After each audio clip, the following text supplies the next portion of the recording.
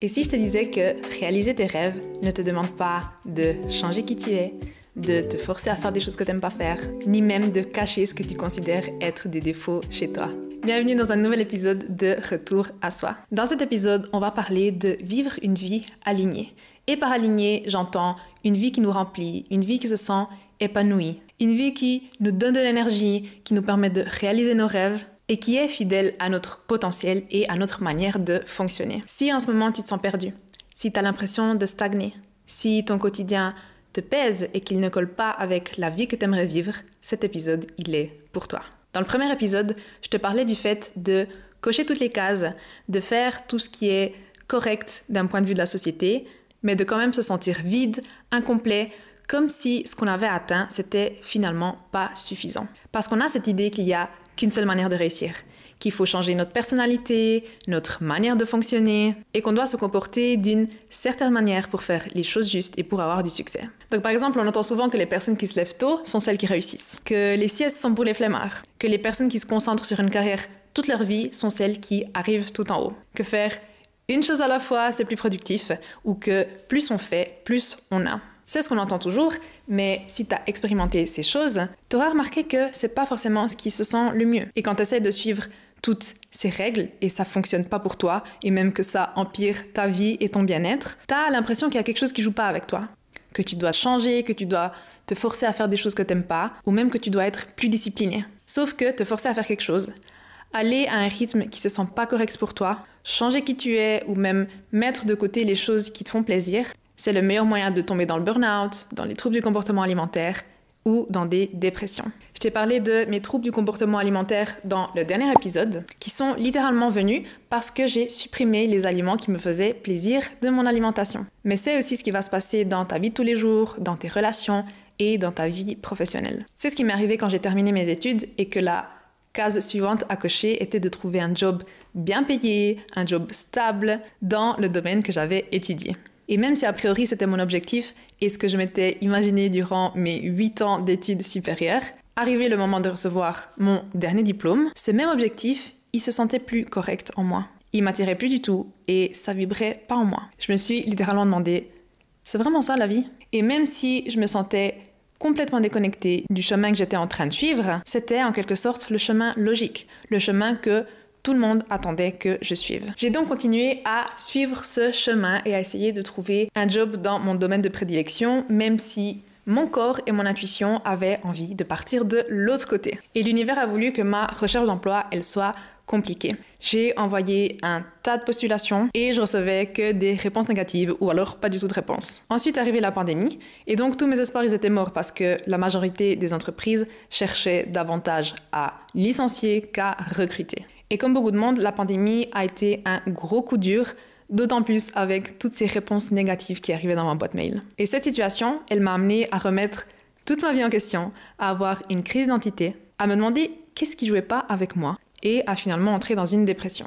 Je crois aussi parce qu'une partie de moi était contente de ne pas devoir faire des postulations et de ne pas aller faire un job qui m'attirait pas du tout. J'avais en quelque sorte une bonne excuse pour dire que je trouvais pas de travail quand on me demandait où en était ma recherche d'emploi pendant les repas de famille. Mais je savais qu'un jour, cette pandémie, elle allait se terminer et qu'allait venir le jour où je devais trouver ce que les gens considèrent comme un vrai job.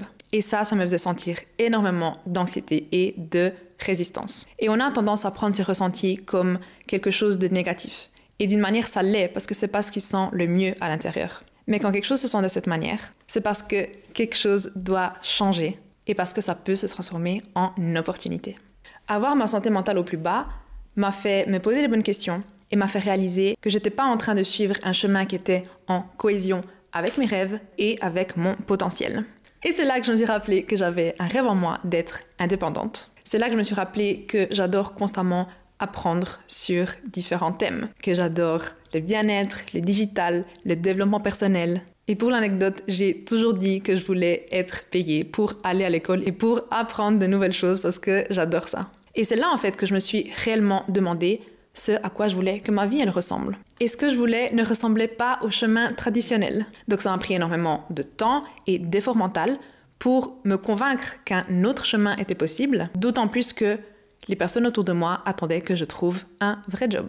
Quand je disais que je voulais être indépendante, il y a pas beaucoup de gens qui me prenaient au sérieux. Ce qui fait que c'est très facile de douter de soi, surtout quand c'est tes proches qui te disent que c'est difficile, que c'est pas sûr, que c'est peut-être pas possible et que tu ferais mieux de te contenter d'un chemin stable.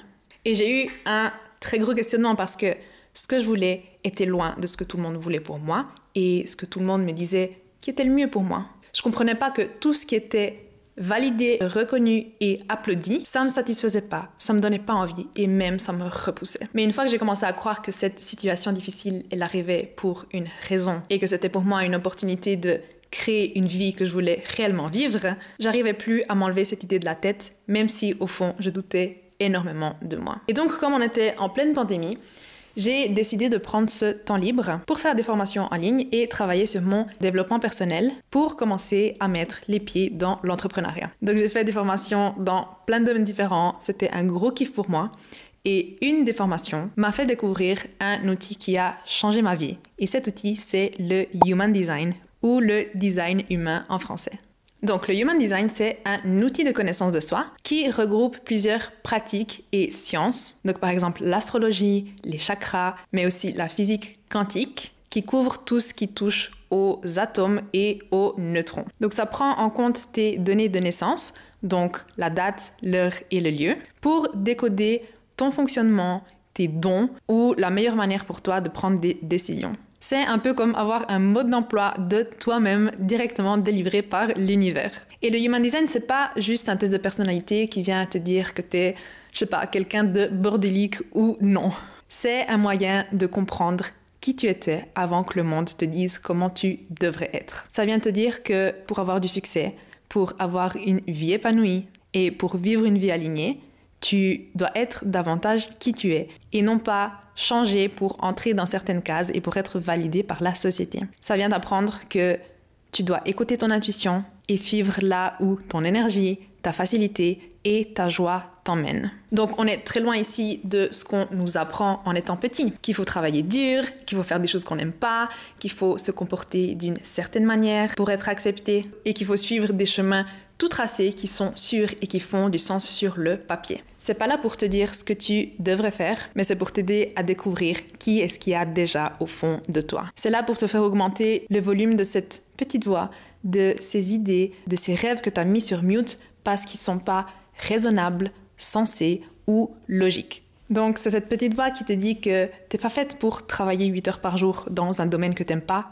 mais tu dois payer tes factures. C'est cette petite voix qui te dit que tu devrais te lancer dans une nouvelle carrière, mais on va croire que tu sais pas ce que tu veux. C'est cette petite voix qui te dit que tu devrais quitter cette relation, mais que tu vas trouver plus personne à cet âge. C'est cette petite voix qui te dit que tu devrais ouvrir ton propre magasin de fleurs, mais que c'est, entre guillemets, trop risqué. Cette petite voix que tu entends en toi, c'est ton intuition, c'est ton cœur qui parle. Et le mais, c'est le conditionnement. C'est ce que la société te dit de faire ou de ne pas faire. C'est ce qu'elle considère juste ou faux, sûr ou risqué. Et donc le Human Design est là pour te rappeler que cette petite voix, tu dois la suivre. Parce que c'est l'univers qui te parle et qui essaye de te guider. Et sens-toi libre de remplacer le terme univers avec Dieu ou avec ta version supérieure.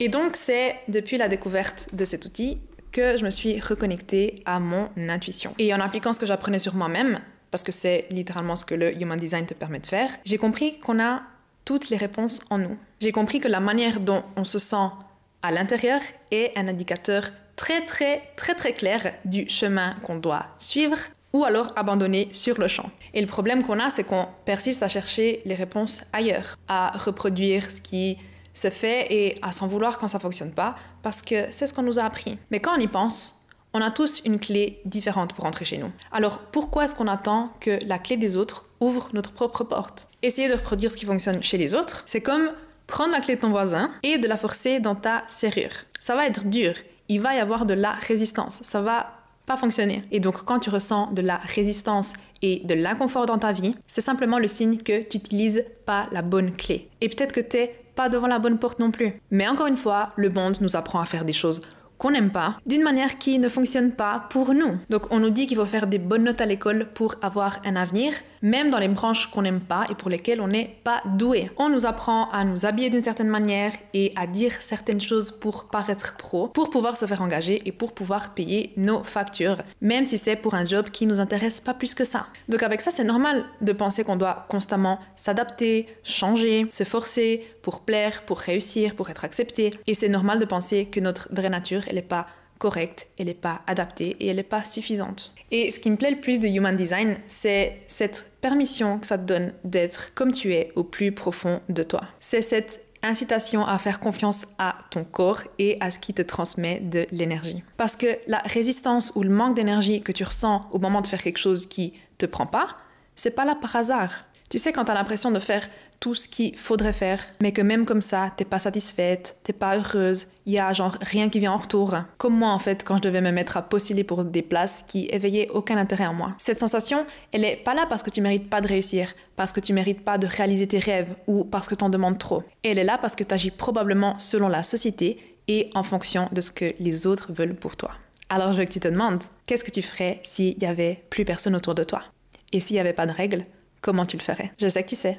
On le sait tous au fond de nous. Mais on choisit de suivre le reste du monde parce que c'est ce qu'on a vu. Parce qu'on est conditionné à croire qu'il y a qu'un seul chemin pour tout le monde. Et le résultat de ça, c'est que nos rêves et ce qu'on veut au plus profond de nous, c'est pas aligné à nos actions. Donc si ton rêve, c'est d'être fleuriste et d'ouvrir ton propre magasin de fleurs, mais que tu es assise dans un bureau toute la journée à faire des factures, tes rêves, ils sont pas en cohérence avec tes actions. C'est en fait notre énergie, notre aura, notre âme qui veut quelque chose, mais dans le monde physique, on fait l'inverse. Et donc, ça émet des infos contradictoires à l'univers. C'est un peu comme si un mec te dit qu'il tient à toi et que 2 jours après, tu le vois avec une autre personne. Est-ce que tu lui ferais confiance? Non!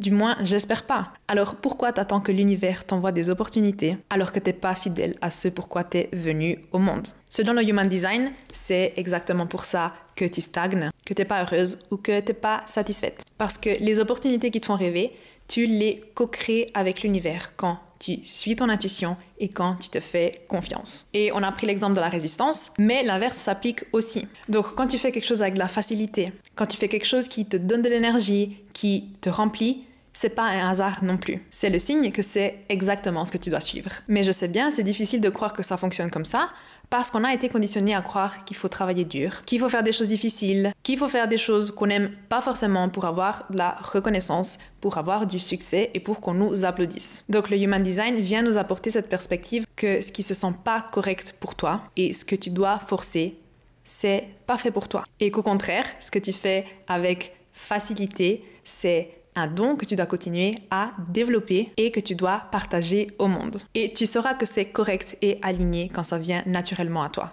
Que ce soit un talent en communication, en technologie, dans ta capacité à créer des liens avec les gens ou de créer des bouquets de fleurs magnifiques. L'univers t'a donné ses talents et ses intérêts pas comme passe-temps pour tes week-ends, mais pour les vivre et les expérimenter au quotidien.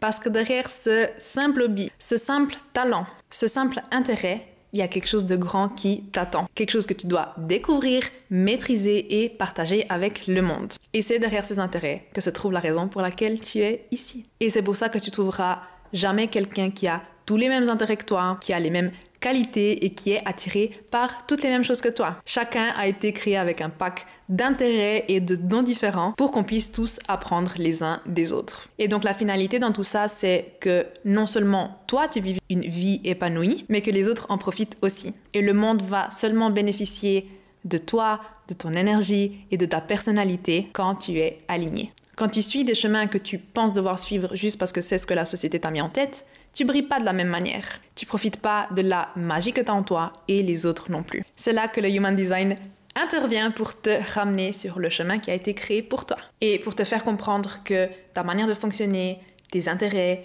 les choses dans lesquelles tu as de la facilité, sont pas un hasard. Et c'est littéralement ce que tu dois poursuivre pour être épanoui et pour réussir à ta manière. Donc, comment le Human Design peut concrètement nous aider? Ce qu'il faut savoir, c'est que vu que le Human Design est un regroupement de plusieurs pratiques et de plusieurs sciences, il y a pas mal d'éléments différents à découvrir et tu vas le remarquer dès que tu vas générer ton schéma corporel.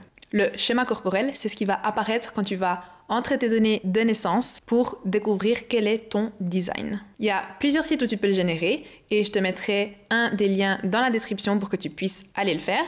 Il faudra juste que tu entres ta date, ton lieu et ton heure de naissance. Et l'heure doit être le plus précis possible parce que certains éléments se jouent à quelques minutes près. Donc dès que tu auras généré ton schéma, tu vas voir qu'il y a plein d'éléments. On a des formes, des lignes, des chiffres, des planètes et ensuite on a des infos comme le type, le profil, la stratégie, etc. Et chacun de ces éléments va te donner une info sur toi. Ça fait beaucoup d'infos qu'on ne s'y connaît pas, je te l'accorde, mais au final, c'est une bonne nouvelle parce qu'on est là pour ça. On est là pour apprendre à se connaître et avec cet outil, on peut y aller bien en profondeur. Et je dirais qu'une des caractéristiques qui différencie le Human Design avec d'autres outils de connaissance de soi, c'est que ça vient pas seulement te dire comment tu es ou quelle est ta personnalité, mais ça te donne de quoi t'observer et de quoi expérimenter. Donc, tu as par exemple un élément qui va te dire comment reconnaître ce qui est aligné pour toi, un autre qui te dit comment ton intuition se manifeste, ou un autre qui va te montrer comment prendre les bonnes décisions. Et je vais te donner quelques exemples de la vie réelle, mais ce qui est fou, c'est que tous ces éléments, ils viennent de toi. Et ce que tu vas remarquer, c'est que quand tu suis ton design, donc quand tu es fidèle à qui tu es, il y a tout qui se sent mieux. Il y a tout qui se sent correct et c'est comme si ça redonnait sens à ta vie. En tout cas, c'est comme ça que je l'ai vécu. Salut, toi. Salut. Donc, un des éléments principaux, c'est le type. Et le type va t'aider à comprendre comment fonctionne ton énergie. Il y a 5 types différents, donc 5 manières différentes dont notre énergie peut fonctionner en tant qu'humain. Et ce que je trouve aussi intéressant de savoir, c'est qu'il y a 2 catégories de personnes ou de types.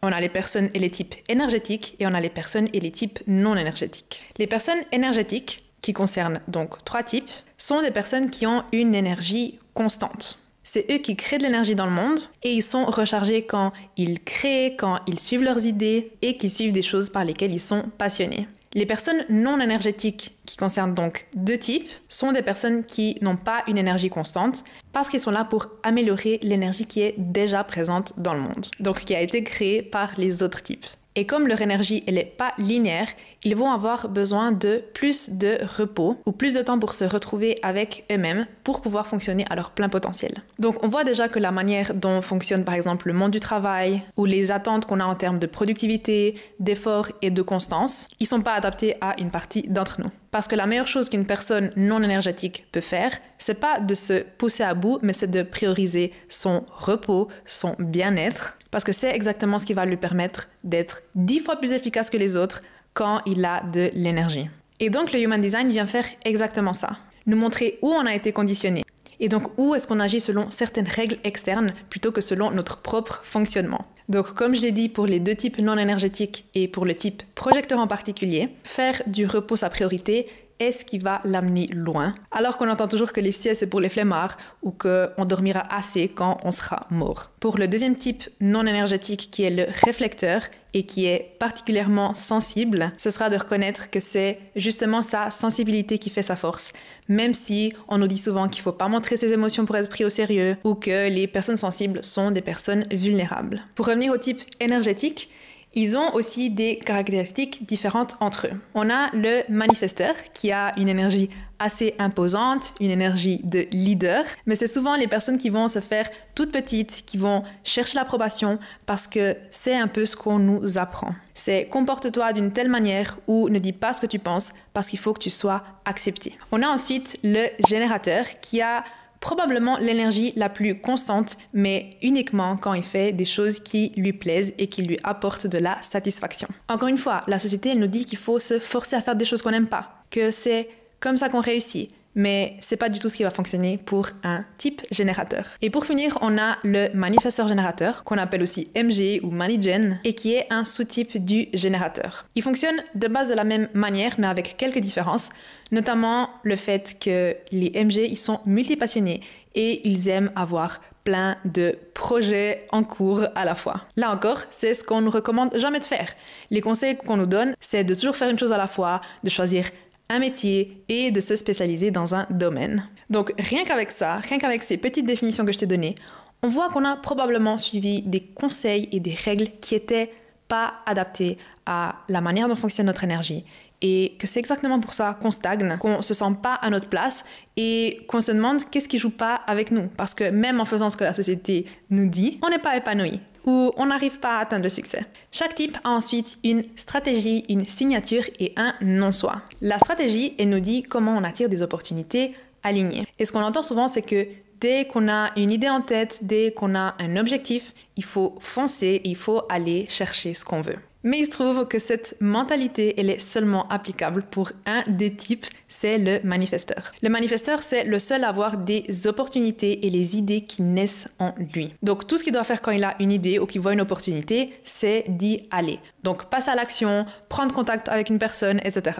Les 4 autres types, ils vont voir les opportunités venir de l'extérieur. Donc par exemple, un projecteur, il doit d'abord montrer ce qu'il sait faire, ou il doit montrer son point de vue pour que les autres personnes voient ce qu'il a à offrir et l'invitent à des opportunités. Le réflecteur, par contre, il est très connecté à la Lune, et c'est dans le cycle lunaire qu'il va trouver ses réponses. Et les générateurs et les MG, ils trouvent leurs opportunités en répondant aux choses qui lui sont mises devant. Donc par exemple, quand ils tombent sur une offre d'emploi, quand quelqu'un leur écrit et que ça éveille quelque chose en eux physiquement, c'est le signe qu'il y a une opportunité pour eux. Et je passe très rapidement sur ces choses pour pas que l'épisode dure trop longtemps, mais c'est des choses qui peuvent aller assez loin dans les détails. Comme j'ai dit, chaque type a aussi une signature, qui est la manière dont chaque type va se sentir quand il est aligné et donc quand il va faire les choses qui lui correspondent. Donc certaines personnes sauront qu'elles sont alignées quand elles ressentent de la satisfaction, d'autres de la paix,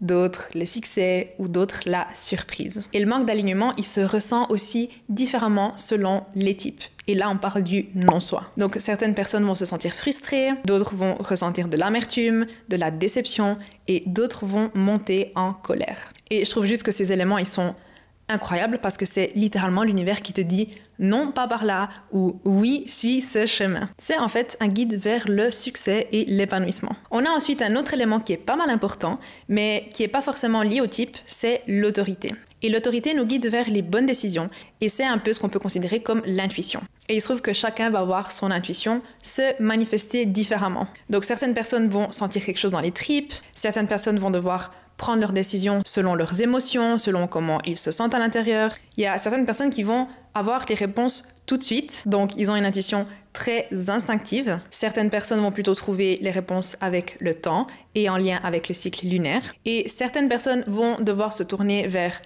leurs désirs les plus profonds, alors que d'autres vont devoir se tourner vers leur côté mental et sur la logique des choses. Et là, on voit que quand tu es confronté à une décision, tu as souvent un côté rationnel et un côté non rationnel qui vient à travers tes émotions, ton instinct et tes tripes. Et on revient à ce que je disais au début, c'est que quand on suit ce qui est logique plutôt que ce qui nous appelle et ce que notre intuition nous dit, ça se sent pas aligné. Et c'est exactement pour ça, parce que la majorité d'entre nous, on doit pas utiliser la logique pour prendre des décisions. Et quand je dis majorité, c'est 99% du monde. Donc seulement 1% du monde prend des décisions alignées avec sa tête. Est-ce qu'on se rend compte de ça? Est-ce qu'on se rend compte qu'on a grandi avec une stratégie complètement erronée qui nous mène quasiment d'office à nous sentir comme de la merde et à suivre des chemins qui sont pas adaptés pour nous. Et c'est pour ça que le Human Design me fascine autant, parce qu'il nous pousse à trouver ce qui fonctionne pour nous. Ensuite, comme tu pourras le voir sur ton schéma, on a des formes qui sont nos centres énergétiques et chaque centre a des petits numéros. Selon si ces centres et ces chiffres ils sont en couleur ou non, ils vont représenter quelque chose de différent. Là, de nouveau, je vais pas aller dans les détails parce qu'il y a beaucoup de variantes possibles, mais en gros, ça va te permettre de comprendre comment gérer l'énergie qui vient de l'extérieur. Donc, par exemple, dans quel domaine tu es le plus sensible ou tu as le plus de chances d'être influencé. Mais ça va aussi te dire comment tu peux guider, inspirer, impacter le monde à travers tes flux d'énergie. Donc je te mettrai en description le lien pour aller générer ton schéma corporel si c'est pas encore fait, pour que tu puisses découvrir quel est ton type, ta stratégie, ton autorité, etc. Et je te mettrai aussi les liens du site internet et de la page Insta que j'ai créée spécialement pour le Human Design. Donc tu verras que sur la page Insta, ça, c'est des infos qui sont très digestibles. Je prends un élément à la fois pour les expliquer. Alors que sur le site internet, tu as des articles de blog qui vont aller plus dans les détails. Et j'ai d'ailleurs un guide gratuit pour t'aider à comprendre ton type d'énergie, parce que c'est toujours là que je recommande de commencer. Tu verras que quand tu découvres ton design,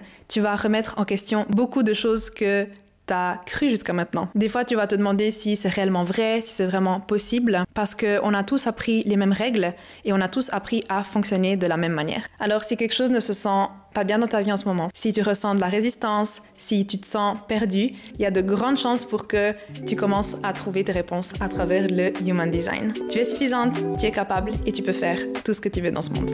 On se voit dans le prochain épisode.